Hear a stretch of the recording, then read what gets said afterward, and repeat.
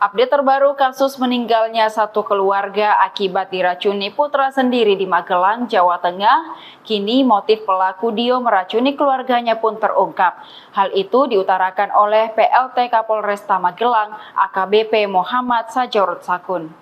Sajarot mengungkapkan motif Dio meracuni ayahnya Abbas Ashar, ibu Heri Riani dan kakaknya Dea Hairunisa adalah karena sakit hati.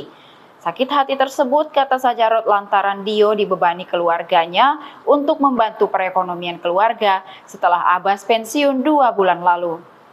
Sementara menurutnya kakaknya Dea tidak dibebani. Sajarot pun mengungkapkan sumber penghasilan keluarga tersebut hanya berasal dari uang pensiun Abbas.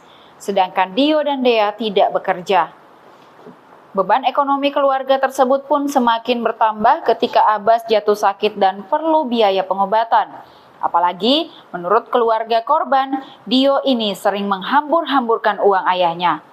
Deretan permasalahan ekonomi ini membuat Dio merasa dibebani keluarganya. Fakta mengejutkan juga terungkap jika percobaan pembunuhan juga sudah dilakukan 2 kali. Namun yang pertama melalui es dawet gagal. Percobaan pertama dilakukan pada 23 November lalu. Rencana Dio adalah menaruh racun arsenik ke minuman dawet yang dibelinya. Dawet tersebut pun diberikan kepada Abbas, Riani, dan Dea. Bahkan ada beberapa orang lain yang juga diberi dawet tersebut. Namun kata Sajarot, lantaran kadar racun yang rendah, maka korbannya hanya menderita muntah-muntah.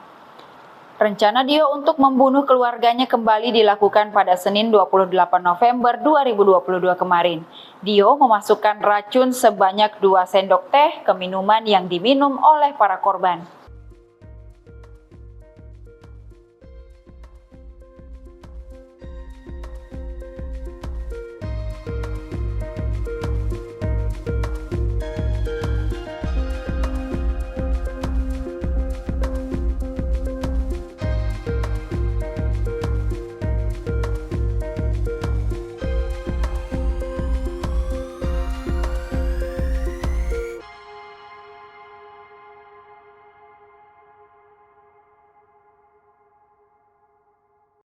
Demikian Tribun Hot News hari ini, saksikan berita lainnya hanya di kanal YouTube dan Facebook Tribun Timur.